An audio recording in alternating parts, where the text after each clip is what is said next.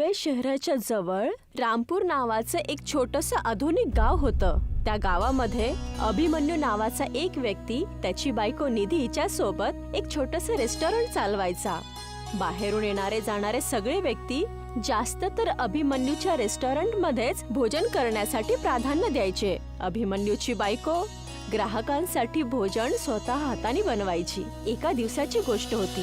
बँकचा मॅनेजर ताराचंद त्याची बायको अनिता सोबत अभिमन्यूच्या रेस्टॉरंट मध्ये भोजन करण्यासाठी आला. तुझ्या रेस्टॉरंटच्या चाऊमिनची प्रशंसा तर दूर दूर पर्यंत आहे. आज माझ्या बायकोचं चाऊमिन खायचं मन झालं तर मी विचार केला की सरळ तुझ्या रेस्टॉरंटमध्ये घेऊन येऊ. जी बिलकुल.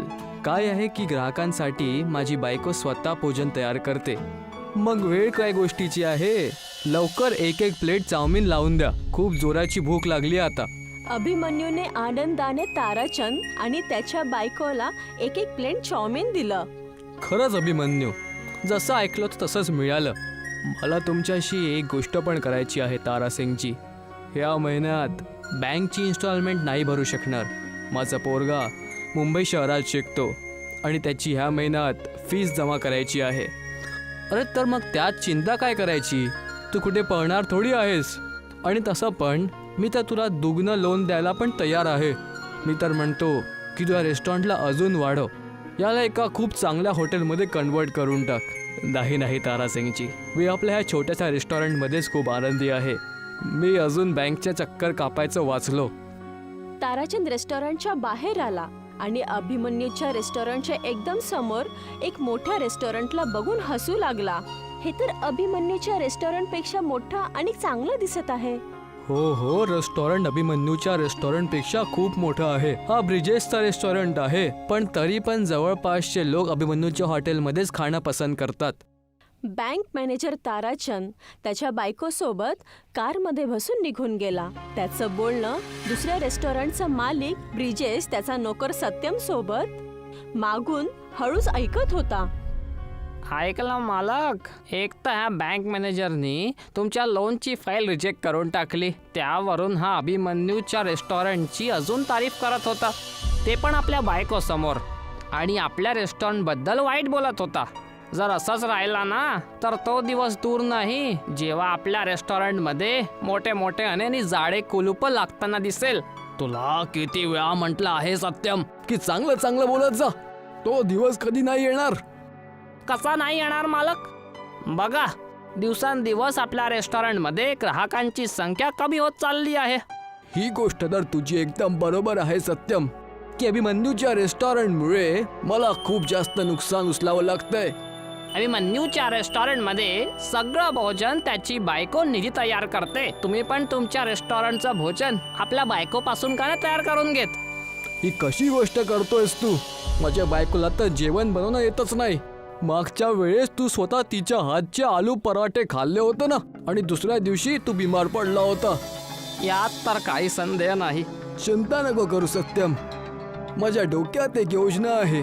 मला माहित पडलं आहे की बँक मॅनेजर ताराचंदचा ट्रान्सफर काहीच दिवसामध्ये होणार आहे. आणि नवीन बँक मॅनेजर माझा खूप लांबचा नातेवाईक आहे. अभिमन्यूच्या रेस्टॉरंटचे पैसे सगळे बँकचे लागले आणि त्याची जमीन बँकेजवळ गिरवी ठेवलेली आहे. मी आपल्या खोपडीने असा चक्कर चालविल की अभिमन्यू रस्त्यावर येऊन जाईल. ते आतमध्ये त्यांच्या रेस्टॉरंटमध्ये जाऊन बसले. तेवढ्यात तिथे एक अजीब असा दिसणारा माणूस ज्याने खूप घाणेरडा कोट घातला होता तो रेस्टॉरंटमध्ये आला आणि बसला. मला खूप जोराची भूक लागली आहे. लवकर एक बर्गर, एक पिझ्झा आणि एक ब्लॅक कॉफी घेऊन या. सत्यम त्या व्यक्तीला बघून खूप जास्त घाणेरडं तोंड करून म्हणाला, तू किती घाणेरडे कपडे घातले आहे. ज्या खुर्चीवर तू बसला आहे माहित आहे ती खुर्ची किती महाग आहे. तुझ्यामुळे ही खुर्ची पण घाणेरडी झाली. कसा प्रकारचा माणूस आहे तू. तुझ्या मालकाने तुला ग्राहकांचा सन्मान करायला नाही शिकवलं. तुला माहित नाही ग्राहकांशी कसं बोलावं लागतं. हो, मला शिकवलं आहे. मला सगळं माहित आहे ग्राहकांशी कसं बोलायचं असतं. ग्राहक पण तुझ्यासारखे घाण कपडे घालून इतक्या छान रेस्टॉरंटमध्ये येत थोडी नाही. बस खूप झालं. आता तू माझा अपमान करत आहे. हे बघ, तुला नाही माहित की मी कोण आहे. आणि हो, कुठल्या पण व्यक्तीच्या कपड्यावरून त्याच्या व्यक्तित्वाचा अंदाजा लावता येत नाही. कधी कधी डोळ्यासमोर असलेलं खरं पण कधीच खरं नसतं. वाटतंय कुठली जुनी पुराणी हिंदी पिक्चर बघून आलायस तू. तेवढ्यात तिथे ब्रिजेश आला. काय झालं सत्यम? कोणाशी भांडतोय असा? बघा ना मालक, ह्या माणसाने किती घाणेरडे कपडे घातले आहे. त्याच्या कोटची हालत बघा. असं वाटतंय की वर्षापासून कोट धुतलाच नाहीये. त्यावरून हा व्यक्ती तुमच्यावर आरोप लावतोय मालक. माझ्यावर आरोप लावतोय? मी काय समजलो नाही. बोलतोय की तुझ्या मालकाने तुला ग्राहकांशी बोलायची तमीज शिकवली नाही. हा तर काय वेगळं बोलतोय मी? तुमचा नौकर माझा ऑर्डर घेण्याच्या बदल्यात माझ्या कपड्याबद्दल बघतोय. हा रेस्टॉरंट मी तुझ्यासारखे घाणेरडे दिसणारी व्यक्ती नाही आहेत. माझ्या नौकरांनी बरोबर म्हटलंय. मला पण शक आहे की तुझ्या खिशात पैसे असतील की नाही. तुझी जागा इथे नाही आहे, त्या समोरच्या त्या रेस्टॉरंटमध्ये आहे. जाऊन तिकडेच बस. ब्रिजेशचं बोलणं ऐकून तो व्यक्ती रागाला गेला, उठला आणि डायरेक्टली अभिमन्यूच्या रेस्टॉरंटमध्ये जाऊन बसला. जी, काय घेणार तुम्ही? मला एक चीज बर्गर आणि एक मस्त ब्लॅक कॉफी. ठीक आहे, आत्ता घेऊन येतो. अभिमन्यूने लगेचच त्या ऑर्डर घेतली. ती व्यक्ती बर्गर आणि ब्लॅक कॉफी पिऊन खूप आनंदी होऊन म्हणाला, खरंच मी तुमच्या रेस्टॉरंटची प्रशंसा ऐकली होती. लोक तुझ्या रेस्टॉरंटची बरोबर प्रशंसा करतात. आणि तुझी ब्लॅक कॉफी पिऊन तर मला खूप आनंद आला. जी, खूप खूप धन्यवाद. एवढं बोलून ती व्यक्ती त्याची जेब शोधू लागला. त्याच्यानंतर तो अभिमन्यूकडे बघून म्हणाला, मला माफ करा यंग मॅन, मी आपला वॉलेट घरीच विसरलोय. काही हरकत नाही, जेव्हा तुमची मर्जी असेल तुम्ही येऊन पैसे देऊन द्याल. तू तर खरंच खूप चांगला माणूस आहे. एक तू आहेस आणि एक तुझा शेजारचा, ज्याला ग्राहकांसोबत बोलायची तमीज पण नाहीये. आणि मला तुझा स्वभाव खूप आवडला. एवढं बोलून त्या व्यक्तीने एक छोटासा चमकणारा हिरा अभिमन्यूच्या हातात दिला. हा तर डायमंड आहे. तुम्ही मला हा का देत आहात? नाही, हा डायमंड नाहीये बेटा. हे एक गॅजेट आहे. काही वेळेनंतर होऊ शकतं की तुला याची आवश्यकता पडेल. याला स्वतःजवळ सांभाळून ठेवशील. जर जीवनात कधी परत मुलाखत झाली तर मी तुला आपल्याबद्दल नक्कीच सांगेल. एवढं बोलून ती व्यक्ती तिथून निघून गेला. तो गेल्यानंतर निधी अभिमन्यूला म्हणाली, कोण होता तो? माहीत नाही निधी, पण तो जो पण होता त्याच्या डोळ्यांकडे बघून मला असं वाटलं ना, तसं की तो खूप मोठ्या व्यक्तित्वाचा मालिक असावा. पण त्याने तर कपडे खूप घाणेरडे घातले होते. कोणाच्या कपड्यांना बघून त्याच्या व्यक्तित्वाचा अंदाजा नाही लावला जाऊ शकत निधी. त्याच्या डोळ्यांचा चमक आणि चेहऱ्याच्या तेज सगळं सांगून देतं. फक्त वाचणारा असला हवा. काही दिवस असेच गेले आणि एक दिवस बँक मॅनेजर तारासिंगचं ट्रान्सफर झालं आणि त्याच्याऐवजी ब्रिजेशचा रिश्तेदार टिल्लू मॅनेजर म्हणून आला. ब्रिजेश टिल्लूची चापलुसी करत बँकमध्ये पोहोचला आणि म्हणाला, मी तुमची खूप वेळेपासून वाट बघत होतो. मला माहीत आहे ब्रिजेश, या गावात माझा ट्रान्सफर करायसाठी तू किती मेहनत केली आहे. तुमच्यासारखा इतका इमानदार बँक मॅनेजर आजच्या जमान्यात कुठे आहे? तुला म्हणायचं काय आहे? माझ्या रेस्टॉरंट समोर अभिनव नावाचा व्यक्ती रेस्टॉरंट चालवतो. त्याच्या रेस्टॉरंटमध्ये सगळा पैसा बँकचा लागलेला आहे, पण तो स्वतःला बँकचा मालक समजतो. त्याला जेव्हा वाटलं तेव्हा तो बँकची इन्स्टॉलमेंट चुकवतो आणि ज्या मर्जी नसली तेव्हा नाही चुकवत. नियमाप्रमाणे त्याला एका वर्षात त्याचं लोन पूर्ण क्लिअर करायचं होतं, पण आज त्याच्या लोनला पूर्ण 3 वर्ष झाले आहे. मागचेवाले बँक मॅनेजर त्याच्या फेवरमध्ये राहत होते. मला हवं आहे की तुम्ही त्याचा सगळा पैसा त्याच्याकडनं घेऊन घ्या. मी तुझा दूरचा रिश्तेदार आहे ब्रिजेश, तुझ्यासाठी इतकं तर करूच शकतो. पण तुला तर माहीत आहे की रिश्तेदारीने सगळं होत नाही. तुला समजतंय ना मी काय म्हणतोय ते? जी, मला तुमच्या प्रत्येक शब्दाचा अर्थ कळाला. तुमच्या घरी तुमचा इनाम पोहोचून जाईल. मग तो निश्चिंत होऊन झोपून जा. 24 तासातच अभिमन्यू रस्त्यावर आला ही खबर तुला मिळून जाईल. दुसऱ्या दिवशी बँक मॅनेजर टिल्लू सगळे पेपर घेऊन अभिमन्यूच्या रेस्टॉरंटमध्ये गेला आणि बँकचे सगळे पैसे एक सोबत देण्याचं बोलणं करू लागला. मी सगळे पैसे एक सोबत नाही देऊ शकत. मला काही तर वेळ द्या. बँकने तुला 1 वर्षाचा वेळ दिला होता, पण मागच्या वेळेला मॅनेजर साहेबांनी कधीच मला काही म्हटलं नाही. तो मागचा मॅनेजर होता. मी नवीन मॅनेजर आहे. तुझ्याकडे 1 दिवसाची मोहलत आहे. 1 दिवसाच्या आतमध्ये 25 लाख रुपये बँकेत जमा करून दे, नाहीतर तुझ्या रेस्टॉरंटवर बँक ताबा करून घेईल. आणि लक्षात ठेव, मला याचा पूर्ण अधिकार आहे. एवढं बोलून टिल्लू तिथून निघून गेला. अभिमन्यू 1 दिवसामध्ये एवढे पैसे कसे गोळा करणार? बँक मॅनेजरने खूप चालाखीने अभिमन्यूचं घर आणि रेस्टॉरंट कब्जा केला आणि अभिमन्यूला घराच्या बाहेर काढलं. ते दोघेजण नवरा बायको 2 दिवसापासून उपाशी होते. तेवढ्यात अभिमन्यूला एकदमच काहीतरी आठवलं. त्यांनी त्याच्या कोटमधून तोच हिरा बाहेर काढला. हा तर तोच हिरा आहे ना, जो घाणेरडा दिसणारा माणूस देऊन गेलता. विचार करतोय या हिऱ्याला मार्केटमध्ये विकून देऊ. अचानक तो हिरा त्याच्या हातमधून निघून जमिनीवरती पडला आणि चारी बाजूला रंगीबेरंगी किरणं येऊ लागली. बघता बघता अभिमन्यूच्या समोर एक रेस्टॉरंट उभं राहिलं. हे कसं काय शक्य होऊ शकतं? तू कोणता जादूगार होता का? नाही निधी, मला आठवलं. त्या व्यक्तीने म्हटलं होतं की हा एक हिरा नाही, पण एक गॅजेट आहे. हा तर आतमधून एक खूप आलिशान रेस्टॉरंट वाटतंय. चल आत जाऊन बघूया. निधी आणि अभिमन्यू त्या रेस्टॉरंटच्या आतमध्ये गेले. त्यांनी पाहिलं त्या रेस्टॉरंटच्या आतमध्ये वेटरच्या रूपामध्ये रोबोट काम करत होता. मिस्टर, तुमचं स्वागत आहे. रेस्टॉरंटचे नवीन मालक आणि तुमचा पण मिस. अभिमन्यू आनंदाने ओरडून म्हणाला, हे तर कमाल झाली निधी. सांगा मालक, ह्या रेस्टॉरंटला कुठे घेऊन जायचं आहे? म्हणजे ह्या रेस्टॉरंटला तुम्ही तुमच्या मर्जीने जिथे हवं तिथे घेऊन जाऊ शकता. हा तुमचा प्रत्येक आदेश मानणार. मी समजलो. हा एक नवीन तकनिकनी बनलेला एक रेस्टॉरंट आहे. हा विज्ञानचा चमत्कार आहे. मी समजलो. तो व्यक्ती खूप मोठा सायंटिस्ट होता. त्या दिवसानंतर अभिमन्यू आणि त्याची बायको त्या चालणाऱ्या रेस्टॉरंटमध्ये घरघर जाऊन सेवा देऊ लागले. काहीच महिन्यामध्ये अभिमन्यूच्या चालणाऱ्या रेस्टॉरंटचं नाव पूर्ण गाव आणि आसपासच्या शहरामध्ये प्रसिद्ध झालं. आता कुणालाही काही पण खाण्याची गरज असेल तर अभिमन्यूचं रेस्टॉरंट त्याच्या जवळ पोहोचायचं. अभिमन्यूने काहीच महिन्यामध्ये बँकेची सगळी रक्कम चुकवली. काय करा मालक, तुम्ही तर त्याला रस्त्यावर आणलं होतं, पण त्याने तर रस्त्यावर चालणारच रेस्टॉरंट आणलंय.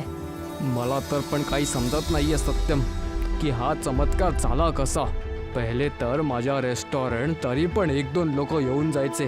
आता तर त्यांनी पण येणं बंद करून टाकलं. काय पण बोलताय मालक. तुमच्या रेस्टॉरंटमध्ये मागच्या 2 महिन्यातून कुठला ग्राहक नाही आला. मीच बसून माशा मारतोय. चिंता नको करू. मी आज या अभिमन्यूचा किस्साच खतम करून टाकतो. तुम्ही काय करणार मालिक? मी त्या रेस्टॉरंटला बमनी उडून टाकेल. ऐकलंय की ज्याला जरूरत असते तो रेस्टॉरंट स्वतः तिथे पोहोचतो. ह्या वेळेस त्या रेस्टॉरंटला तू आपल्या घराजवळ बोलवशील. त्याच्यानंतर तिथेच आपण हा सगळा खेळ संपवून टाकू. ब्रिजेशच्या सांगण्याने सत्यमने त्या रेस्टॉरंटला खूप चालाखीने घराजवळ बोलवलं. ब्रिजेश आणि सत्यम हळूच त्या रेस्टॉरंटमध्ये घुसले. ब्रिजेशच्या हातामध्ये एक मोठा बम होता. पण अचानक रेस्टॉरंटमध्ये सायरन वाजू लागला आणि एका रोबोटच्या सेनेने ब्रिजेश आणि सत्यमला घेरावा केला. तुझ्या हातात बॉम्ब आहे. हे कसं संभव आहे? तुला कसं माहीत पडलं? तेवढे तिथे अभिमन्यू आणि निधी आले. तुझ्याकडनं मला हीच उम्मीद होती ब्रिजेश, की तू अशीच पडलेली घटिया हरकत करशील. अभिमन्यूने एवढं बोललाच होता की तेवढ्यात तिथे तोच घाणेरडा दिसणारा माणूस, जो आता खूप साफ सुथरे कपडे घातलेला होता, हसत हसत बोलला, मला बघून तुम्ही असे हैराण नका होऊ. माझं नाव प्रोफेसर हॉकिंग आहे. मी एक खूप मोठा सायंटिस्ट आहे. ते काय आहे, ह्या चालणाऱ्या रेस्टॉरंटला बनवायला मला खूप वर्ष लागून गेले. त्या दिवशी मी ह्या प्रयोगात यशस्वी झालो आणि आनंदाने मी अभिमन्यूच्या रेस्टॉरंटमध्ये काही खायला आलो होतो. पण बाहेर मी ब्रिजेश आणि त्याच्या नोकराची गोष्ट लपून ऐकून घेतली. मी समजलो की हे अभिमन्यूसाठी येणाऱ्या फ्युचरसाठी काही ना काही मुसीबत उभी नक्की करणार. पण तू काळजी नको करू, हा तुझाच राहणार. मी याच्यासारखे अजून गॅजेट्स बनवून घेईल. पोलिसने सत्यम आणि ब्रिजेशला अरेस्ट करून जेलमध्ये पाठवलं. आता अभिमन्यूजवळ आजही तो चालणारा रेस्टॉरंट उपलब्ध आहे. ही एका काळातली गोष्ट आहे जेव्हा इंग्रजांचं भारतावरती वर्चस्व होतं. जो त्यांच्या विरुद्ध बोलेल ते त्यांना जेलमध्ये टाकायचे. अखेर कधीपर्यंत ह्या इंग्रजांची गुलामी आपल्याला सहन करावी लागणार. इथे राहता राहता 14 वर्ष झाले आहेत. काही दिवसातून इथनं आपण सुटून जाऊ, पण बाहेर गेल्यावर आपण करणार काय? मी तर सगळ्यात पहिले आपल्या कुटुंबाला जाऊन भेटील. माझी मुलगी खूप मोठी होऊन गेली असणार. मागच्या 14 वर्षांपासून मी तिला बघितलं सुद्धा नाही आहे. कमल आणि करिया हे इंग्रजांच्या खोट्या आरोपामुळे कैद झाले होते. पूर्ण 14 वर्ष जेलमध्ये घालवल्याच्या नंतर शेवटी त्यांच्या सुटकेचा दिवस आला होता. ते दोघं पण खूप जास्त आनंदी होते. मी आशा करतो की तुम्ही चांगला धडा शिकून जात आहात आणि तुम्ही पण आशा करा की आपण परत नाही भेटणार. कमल आणि करिया जेलमधून सुटून लगेचच त्यांच्या घरी जातात. दोघेही जण एकाच गावचे होते. कमल त्याच्या बायकोला, त्याच्या मुलीला विद्याला भेटायला खूपच उत्साहित झाला होता. तो जसं की घरी जातो, तो तिथे गेल्यावर बघतो की तिथे तर तुटकं फुटकं घर आहे. सुषमा, पायल, कुठे आहात तुम्ही दोघी? बघा मी आलोय. खूप वेळ आवाज देऊनही तिथे कोणीही नाही आलं. तेवढ्यातच गावातल्या एका घुमर काकांनी कमलला सांगितलं की कोण आहेस तू बेटा आणि कोणाला हाक मारतोयस? अरे घुमक्कड काका, तुम्ही तर बुडे झालात. मला ओळखलं? मी कमल, आजच जेलमधून सुटलोय. अरे ये कमल बेटा ये. तुझी तब्येत कशी आहे? ते सगळं सोडा, मला हे सांगा की माझी बायको आणि माझी मुलगी कुठे आहे? माझे डोळे त्यांना बघायला तरसून गेले आहेत. काय सांगू बेटा, तुझ्या जेल गेल्यानंतर तुझ्या घरची दशा वाईट होती. सुषमा बिचारी लोकांच्या घरी जाऊन धुणं भांडणं करायची आणि तुझी मुलगी अभ्यासासाठी तरसत आहे. देवानी माझ्या परिवाराचा खूप वाईट हाल केला आहे. मी आता काय करू ज्यानी माझा परिवार सही सलामत राहील? पण ह्या दोघी आहे कुठे? तुझी पत्नी आणि मुलगी आमच्या गावाच्या त्या जंगलाजवळच राहतात. आजकाल सुषमा तिथे लाकडं कापून आपलं घर चालवत आहे. जाऊन भेटून घे. काकांचं बोलणं ऐकून परिवाराला भेटण्यासाठी जंगलाच्या दिशेने जायला लागला आणि तिथे गेल्यावर आपल्या कुटुंबाला एकदम वाईट परिस्थितीमध्ये बघून त्याच्या डोळ्यातून अश्रू यायला लागले. सुषमा, बघ मी आलोय. चल आता घरी चल. आता आलाय तुम्ही, जेव्हा की आपला परिवारच नाही वाचलाय आणि काय करणार आहात त्या घरी नेऊन आम्हाला? नाही तिथे काही प्यायला पाणी आहे, नाही तिथे राहायला काही राहिलंय. तू त्याची चिंता करू नकोस आणि माझ्या सोबत चल आणि पायलला पण सोबत घेऊन घे. नाही पप्पा, मला तर तुम्हाला पप्पा म्हणायला सुद्धा लाज वाटतीये. सगळ्यांनी मात्र आम्हाला टोमणे मारून मारून आमची अशी अवस्था केलीये. आता तुम्ही मला तेव्हाच भेटायला या जेव्हा तुम्ही काहीतरी करू शकाल. कमल त्याच्या उद्ध्वस्त झालेल्या कुटुंबाला बघून तो तिथून शांतपणे निराश होऊन निघून जातो आणि सगळी गोष्ट करियाला सांगतो. मला माहित आहे मित्रा, आपण देशासाठी जेलात गेलो आणि देश आज आपला हा हाल करतोय. जर आपण नोकरी शोधली तर कुठे ना कुठे काही ना काही छोटं मोठं काम तर आपल्याला मिळूनच जाईल. कमल आणि करिया सगळीकडे जाऊन काम शोधत असतात, पण जेलमध्ये जाऊन आलेल्या माणसाला कुठेही काहीच काम मिळत नाही. पूर्ण कसबा गाव सगळं शोधून काढलं, कुठेच काहीच काम नाही आहे. चल तिथे बघूया. तिथे एक भोजनालय दिसत आहे, जाऊन बघूया. जर तिथे काही काम लायक भेटलं तर. कमल आणि करिया तिथे जाऊन काम शोधण्याचा प्रयत्न करतात. तेव्हा तिथली मालकीण त्यांना म्हणते, जावा इथनं. तुमच्या चोरट्यांवरती काय विश्वास ठेवायचा आहे? माझ्याच इथे काही चोरी केली तर निघून जावा इथनं. करिया आणि कमल तिथूनही निराश होऊन निघून जातात. खूप दिवस प्रयत्न करून देखील त्यांच्या हाती निराशाच लागते. तेव्हा कमल म्हणतो, हे सगळं त्या जेलामुळे झालं आहे. ना आपण जेल गेलो असतो ना हे सगळं झालं असतं. तर चल त्याच जेलाजवळ. कमल आणि करिया त्या जेलच्या जवळ जातात जिथे ते 14 वर्ष राहत होते आणि तिथे जाऊन त्या इंग्रज जेलरला म्हणतात, तू आम्हाला बेमतलबचे 14 वर्ष जेलात ठेवलंस, ज्यामुळे ना तर आमच्याकडे काम आहे आणि नाही जेवण. आणि आमचा परिवार तर आम्हाला भेटायची पण घाबरतोय. तुमच्यासारखे 2 खवडीचे कैदी परत ह्या जैलात आलेत. तुम्हाला काय हवं आहे की तुम्हाला आम्ही अजून काय देऊ? तुम्ही आम्हाला काम द्या, अजून काय, नाहीतर तुझी खैर नाही. मी त्रासून गेलो आहे तुमच्यासारख्यांशी भेटून भेटून. नेहमी तुमच्यासारखे कैदी इथे येऊन कामाची भीक मागतात. काय म्हटलं? आमच्यासारखे अजून आहेत? काय तुम्ही सांगू शकता की ते कुठे भेटणार? स्वतः जाऊन बघून घ्या. मी तुमचा नोकर नाही आहे. कमल आणि करिया सगळ्या बेरोजगार कैद्यांना भेटायला लागले. बघता बघता खूप साऱ्या जेलमधल्या कैद्यांना जमा करता करता कमल त्यांना म्हणतो, आपल्या सगळ्यांकडे काही काम नाही आहे, पण जर आपण मिळून काहीतरी केलं तर आपल्याकडे खूप सारे कामं येऊन जातील. पण कमल भावा, आपण करणार तरी काय? ना तर आम्हाला काही येतं आणि नाही काही सामान आहे करायसाठी. बरोबर, आपल्याला तर समाजाने पण ठुकरावलं आहे. ह्या सगळ्यांच्या मधात आता नवीन काय करायचं? तुम्हा सगळ्यांना काय फक्त खाणं माहित आहे का? त्याच्या व्यतिरिक्त काहीच नाही. धिक्कार आहे तुम्हा सगळ्यांवर. पण या जेवण बनवणं पण पूर्ण येतं. खाण्यापिण्यावरून आठवलं की आपण एक हॉटेल उघडू शकतो, ज्याने आपण सगळ्यांना जेवण देऊन पैसे कमवू शकू. नाही, हे सगळं नाही करायचं. मी या सगळ्या गोष्टींमध्ये नाही आहे. कमल भाऊ, आपण थोडासा राशन उधार घेऊन आपलं हॉटेल उघडू शकतो. आपल्याला फक्त चांगल्या जागेची निवड करायची आहे. जागेची चिंता करू नका. माझ्या गावाचं घर कधी कामी येईल. आपण उद्याच तिथे जेल हॉटेल उघडू. सगळ्या जेलचे भाऊ भावंड चालवतील त्याला. बघता बघता कमलच्या घराला करिया आणि कमलनी एक जेलचं रेस्टॉरंट बनवलं, जे गावाच्या अगदी जवळ होतं. आणि सगळे कैदी हे गावोगावी जाऊन आपल्या रेस्टॉरंट बद्दल प्रचार करायला लागले. बघता बघता काही दिवस उलटून गेले आणि कमलचं जेल रेस्टॉरंट हे खूप चांगलं चालायला लागलं. कमल आणि त्याच्या साथीदारांच्या मेहनतीला फळ मिळायला लागलं. भाऊ, तुम्ही मला बटाट्याचा पराठा आणि आलूची सब्जी द्याल का? हो बिलकुल, मिळेल ना. तुम्ही जाऊन टेबलवर बसून जा.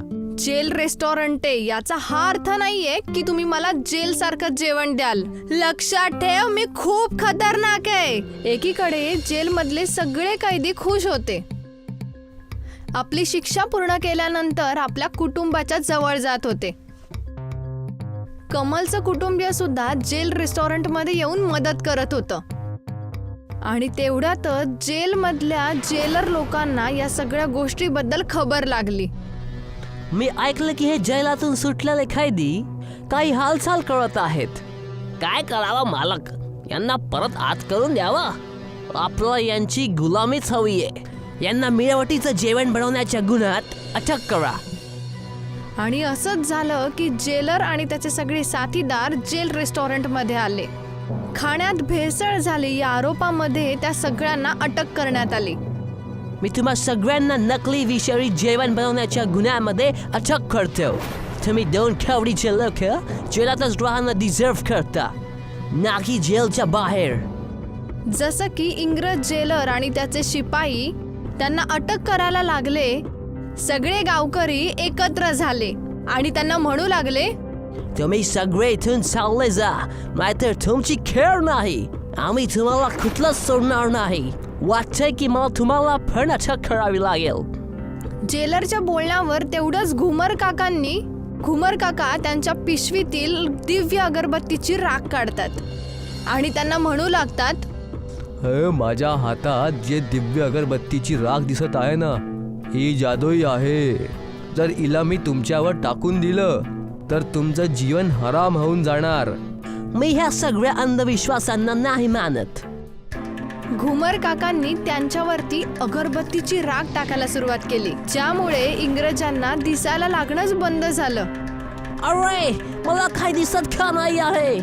ओ माय गॉड, मला दिसत का नाही आहे? मला माफ करून द्या. मी ही चूक पुन्हा परत नाही करणार. आता फक्त दिसणं बंद झालं आहे. चालले जा, नाहीतर सगळं बंद होऊन जाणार. घुमर काकांच्या जादुई राखेमुळे मात्र जेल रेस्टॉरंट वाचलं. सगळ्या गावकऱ्यांनी एकत्र येऊन या दुष्ट लोकांचा सामना केला आणि त्यांना आपल्या गावातून हकलून दिलं. पवन आणि सोनू 2 सख्खे भाऊ होते.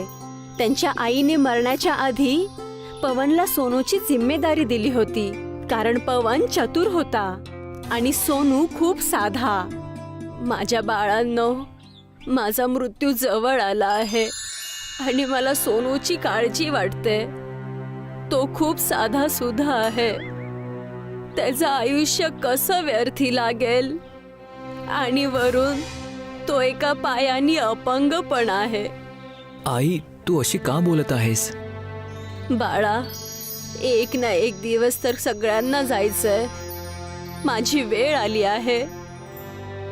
मी तुझ्या बाबांजवळ चालले. पवन, सोनूची जिम्मेदारी मी तुझ्यावरती सोडून जाते. जे आपलं शेत आहे त्यामध्ये शेती कर आणि तुझं आयुष्य व्यतीत कर. सोनूची काळजी घे. आणि हे बोलून सोनूच्या आईचा मृत्यू होतो. सोनूला खूप वाईट वाटतं. पवनला आईच्या जाण्याचे दुःख तर होतच, पण त्याला खूप आनंदही होतो की त्याच्याजवळ शेताचा एक छोटासा तुकडा आला आहे आणि आता त्याचं राहिलेलं आयुष्य खूप चांगलं व्यतीत होईल. आई गेली तर गेली, आता सगळी जबाबदारी माझ्यावर आणली. या अपंग सुनूचा आणखी किती सांभाळ करू मी? माझा पण परिवार आहे, माझे पण मुलं बाळ असणार. या मूर्ख सुनूला मी माझ्या सोबत ठेवणार नाही. मी असं नाही होऊ देणार. पवन विचार करत असायचा की तो सोनूला त्याच्यापासून कसं लांब ठेवेल. तेवढ्यात त्याच्या लढाऊ डोक्यामध्ये एक विचार येतो आणि तो सोनूला आवाज देतो. बघ सोनू, आई तर आपल्याला सोडून गेली आहे. आता तुझी सगळी जबाबदारी माझ्यावर आली आहे. आता एवढं मोठं वावर आहे, त्या एकट्याला मी कसं सांभाळू शकतो? मला तर शेती पण नाही करता येत. आता एवढ्या मोठ्या शेतामध्ये मी शेती कशी करणार? हे तर मला येतच नाही, कारण मी आईसोबत कधी शेती तर केलीच नाही. फक्त तूच होता की जो शेती बघायचा त्यांच्यासोबत. आईने मला कधी शेतात जाऊच नाही दिलं, फक्त अभ्यास करायला लावायची. भैया, तुम्ही काळजी का करता? मी पूर्ण शेत सांभाळेल. तुम्ही फक्त शिक्षणावरती लक्ष द्या. सोनू, तू किती चांगला आहेस. तू शेतीची जबाबदारी घेऊन माझं पूर्ण ओझं कमी केलंय. तू शेती सांभाळ, मी अभ्यासावर लक्ष देतो. सोनू कडक उन्हामध्ये शेती करत होता. शेतामध्ये चण्याची डाळ आणि गहू उगवतो, जे खूप चांगलं टवटवीत शेत उभं राहतं. आणि त्यांना पाहून सोनू खूप जास्त आनंदी होत होता, कारण त्यांनी ते केलेलं कष्ट होतं. तो पळत पळत पवनकडे जातो. अरे थांब, का पळत आहेस? एवढं पण काय घडलंय की त्यामुळे तू एवढा पळत आहेस? तुझ्याकडनं तर चालणं पण होत नाही, तर मग कशाला पळत आहेस? दादा, गोष्टच अशी आहे. बघा ना, माझे कष्ट पणाला लागले. गव्हाचे शेत किती छान आले आहे. हवेमध्ये असे फडकतायत जसं की सोनं आहे. चण्याची डाळ आणि गहू खूप छान झालेत ह्या वेळेस. अच्छा, खरंच? पवन जेव्हा शेतामध्ये गहू आणि डाळीला पाहतो तर त्याला खूप आनंद होतो आणि त्याच्या मनामध्ये एक लालच येतो. जर हा सोनू इथेच राहिला तर मला याला अर्धा हिस्सा द्यावा लागेल. जर मी असं केलं तर याला काही गहू आणि चना देऊन याला रफादफा करूया. बघ सोनू, तू मेहनत केली, खूप चांगली गोष्ट आहे, पण मी कधीपर्यंत तुझं पालन पोषण करणार? तू आपल्या हिस्स्याचे गहू आणि चना घेऊन इथून निघून जा. दादा, तू असं का बोलतोयस? आईने तुला आणि मला सोबत राहायला सांगितलं होतं. आई आता या जगात नाहीये, म्हणून तू पण इथून निघून जा लवकरच. पवन सोनूला धक्के मारून पळवून लावतो. सोनू परेशान होऊन एका नदीच्या किनारी बसलेला असतो. तेवढ्यात त्याचा मित्र अनिल तिथे येतो आणि त्याला त्याच्या उदासीचं कारण विचारतो. सोनू सगळी गोष्ट अनिलला सांगतो. अनिल त्याचं बोलणं ऐकून त्याला त्याच्यासोबत घरी येण्यासाठी विचारतो. अरे, मला माझ्या भावाकडून ही अपेक्षा नव्हती. मला घराच्या बाहेर हाकललं. आता मी कोणाच्या सहाय्याने जगू? हे मूठभर गहू आणि मूठभर डाळ घेऊन मी कसा गुजारा करू? चूक तर तशी भावाची पण नाहीये. माझ्यासारख्या अपंगाला आणि मंदबुद्धीला तो सोबत ठेवेल तरी पण का? तू काळजी का करतोय? तू मंदबुद्धी नाहीये, तू तर खूप सरळ आहेस आणि प्रत्येकाला आपल्या खासियत बद्दल माहीत नसतं. तू चिंता नको करूस, माझ्या घरी चल. माझ्या आईने आज डाळ भाजी बनवली आहे. चल तुला खाऊ घालतो. सोनूने नाही म्हणल्यावरती पण अनिल सोनूला त्याच्या घरी घेऊन जातो आणि घरी गेल्यानंतर डाळ पक्वान खाऊ घालतो आणि ते सोनूला खूप जास्त आवडतं. हे तर खूप छान आहे. असं वाटतं हे खातच राहावं. मी एवढं चांगलं जेवण कधीच जेवलो नाही. माझ्या डोक्यामध्ये एक आयडिया आली आहे. जर तू असं केलं तर या डाळीचा आणि गहूचा उपयोग डाळ भाजी बनवण्यासाठी केला तर? म्हणजे मी असं करू शकतो? माझ्याकडे कोणती जागा पण नाहीये. तू याची काळजी नको करूस. त्याचा जुगाड मी करून देईन. अनिल सोनूची मदत करतो आणि त्याच्या मदतीने सोनू दाल पक्वान बनवतो. पण तिथे कोणतंही ग्राहक दाल पक्वान खायला नाही येत. तेवढ्यात एक आजी तिथे पोहोचते आणि त्याला जेवण मागते. माई, आजच दुकान चालू केलंय. कोणतंच ग्राहक नाही आलं. तुम्हीच माझे पहिले ग्राहक आहात. तुम्हाला मी दाल पक्वान नक्की खाऊ घालेल. पण बाळा, आज तू पहिल्यांदा जेवण बनवलं आहेस, पण माझ्याजवळ तुला द्यायला काहीच नाहीये. तुमच्याजवळ तर खूप किमती गोष्ट आहे आणि ते आहे तुमचा आशीर्वाद. तुम्ही फक्त मला आशीर्वाद द्या आणि हे दाल पक्वान खावा. आजी दाळ पक्वान खाऊन खूप आनंदी होते आणि ती तिच्या बटव्यामधून थोडीशी चण्याची डाळ काढून, माझ्याजवळ तुला देण्यासाठी काहीच नाहीये, पण ही चण्याची डाळ आहे. ह्याला आशीर्वाद समजून तुझ्या जवळ ठेव आणि ह्याला तुझ्या डाळीमध्ये मिळव. आणि हे बोलून तिथून ती निघून जाते. दुसऱ्या दिवशी सोनू पुन्हा एकदा दाल पक्वान बनवतो आणि आजीने दिलेले ते दाणे त्या पक्वानामध्ये घालतो. जशी ती डाळ बनते तर ग्राहकांची लाईन लागलेली असते आणि संध्याकाळपर्यंत त्याचा खूप गल्ला साठतो. त्याला त्याच्या डोळ्यांवरती विश्वास होत नाही. मला तर विश्वासच होत नाहीये. एकाच दिवसात मी एवढे सगळे पैसे कमावले. काल रात्रीपर्यंत एकही ग्राहक नव्हता आलं. हे सगळं तुझ्या इमानदारीचं फळ आहे. तू त्या म्हातारीला जे जेवण खाऊ घातलं होतं त्या बदल्यामध्ये तिने जी डाळ तुला दिली होती, तो याच डाळीचा प्रभाव आहे. ते डाळीच्या रूपात तुला आशीर्वाद देऊन गेली आहे, ज्यामुळे तुझी रात्रभरामध्ये खूप कमाई होणार आहे. आता ही डाळ भाजी खूप जादुई बनली आहे. सोनूला हे ऐकून खूप आनंद होतो आणि तो त्याचं परोपकार चालूच ठेवतो. दाल पक्वान सगळ्यांना पोट भरून खाऊ घालून संध्याकाळी ज्यावेळेस दाल पक्वान शिल्लक राहतो तर तो त्यांना त्या लोकांना देतो ज्यांच्या घरामध्ये त्या दिवशी जेवण बनलेलं नसतं. तो गरीब लोकांमध्ये हे सगळं दाल पक्वान वाटून टाकतो. तो दिवस रात्र एक करून तरक्की करतो आणि अमीर बनतो. सोनपूर गाव बांबूच्या शेतीसाठी प्रसिद्ध होतं. तिथे वर्षानुवर्षे बांबूची चांगली शेती होते. दिनेशचं पण छोटंसं बांबूचं शेत होतं. त्याचा मुलगा राजेश पण त्याच्या सोबत काम करत होता. अरे राजेश, तुझा जो बांबूचा ऑर्डर आला होता तो तू पाठवलाय ना? अरे हो बाबा, मी तर तो संध्याकाळीच पाठवला होता. जर त्यांना वेळेवर ऑर्डर मिळालं तर आज संध्याकाळपर्यंत आपल्याला पेमेंट पण मिळून जाईल. संध्याकाळ होऊन जाते. दिनेशच्या घराच्या बाहेर एक बांबूने भरलेला ट्रक उभा असतो. अरे, हा ट्रक परत का आला? याला तर तू बांबू तिथे देऊन पेमेंट घेऊन यायचं होतं. दिनेश आतमधून राजेशला बोलवतो. राजेश आतमधून येतो पण तो खूप दुःखी दिसत होता. राजेश, हे बघ ना, हा ट्रक तर परत आलाय. हो बाबा, मला माहिती आहे. मला शहरातून बांबू खरेदीवाल्यांचा फोन आला होता. त्यांना आपल्यापेक्षा कमी रेटमध्ये बांबू कुठून तरी मिळत आहे, त्यामुळे ते आपल्यापासून बांबू नाही घेणार. अरे, ते आपल्याला असं न सांगता असं कसं करू शकतात? आपल्याला पैशांची किती गरज आहे. आता पण एवढ्या साऱ्या बांबूंचं काय करायचं? तू पण सांग की आम्ही पण कमी पैशात द्यायला तयार आहोत.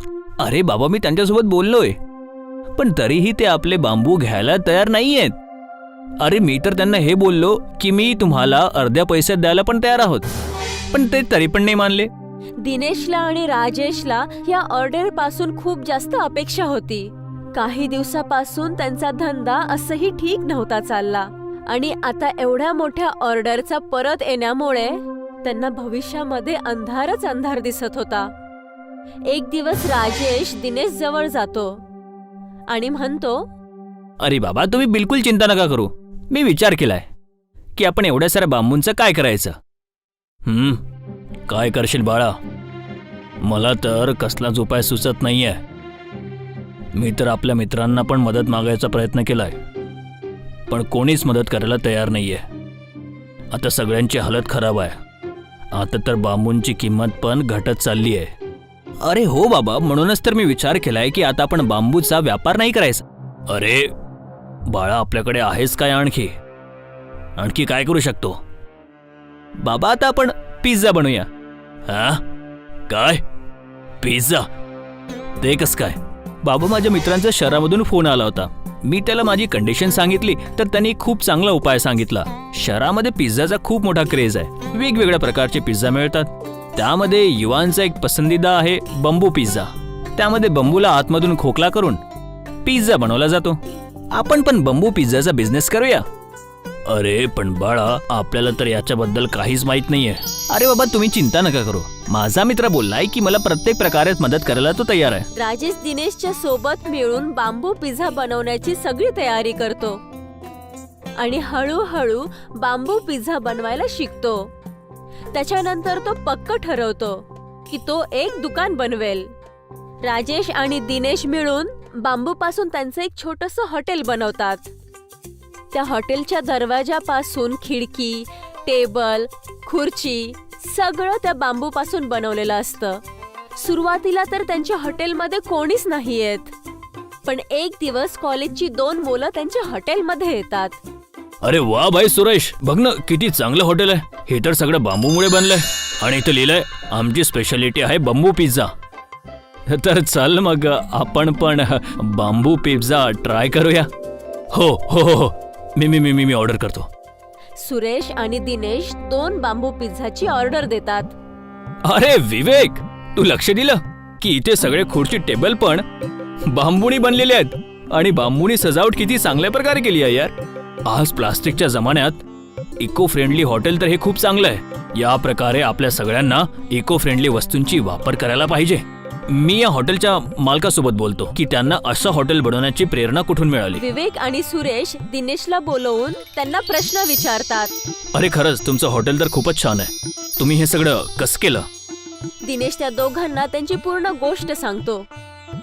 विवेक आणि सुरेशला त्यांची ही गोष्ट खूप छान वाटते. काय तुमचा बिझनेस ठीक सुरू आहे? काय तुम्ही फायद्यामध्ये आहात? बघा, सध्या तर आम्ही मुनाफ्यामध्ये तर नाही आहोत, पण मी पूर्ण उम्मीद करतो की समोर जाऊन आम्हाला मुनाफा नक्कीच होणार. हो, तुम्ही एकदम अलग करत आहात. तुम्हाला मुनाफा नक्की होणार. आम्ही तुमची मदत करू इच्छितो.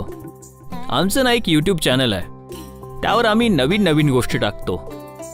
जर तुम्हाला प्रॉब्लेम नसेल तर आम्ही तुमच्या हॉटेलच्या बद्दल आमच्या यूट्यूब चॅनलवर टाकू इच्छितो आणि इंस्टाग्रामवर पण.